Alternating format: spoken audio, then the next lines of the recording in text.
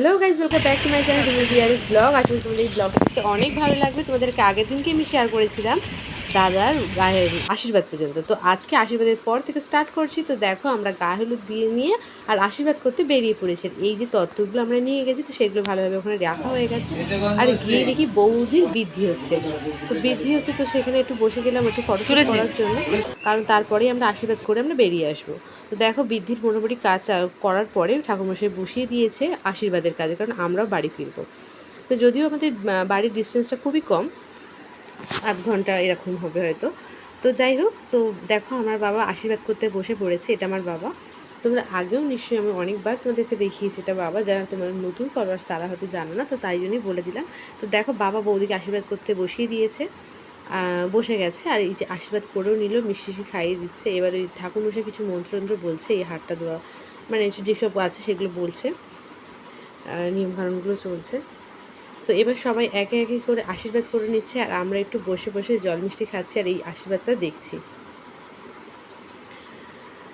তো দেখো, তো তোমাদের আশা করি ভিডিওটা দেখতে ভালো লাগবে। হ্যাঁ, তোমাদের ভিডিওটা দিতে অনেকটা লেট হয়ে গেছে, লেন্দি ভিডিও এডিট করাও হয় না, আর একটু সময় পাওয়া যায় না, একটু ঘুরছি বেড়াচ্ছি, সব মিলিয়ে দেওয়া হয়নি।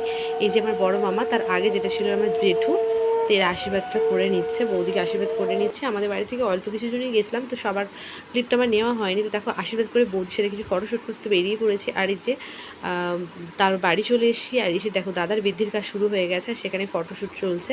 এখানে আমি ছিলাম না, ভিডিও আমার ফটো তোলা ভিডিও করা হয়নি, ফটো ক্লিপগুলো দিয়ে দিলাম।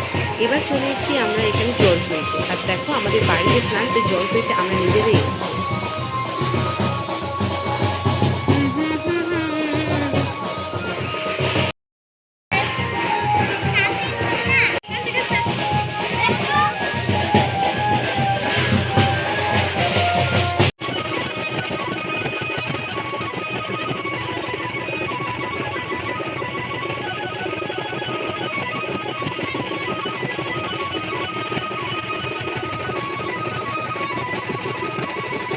দেখো অনেক নাচানাচি হয়ে গেছে, আমরা জলসয়ে চলে এসেছি। আর এবার দাদাকে স্নান করতে বসিয়ে দিয়েছে।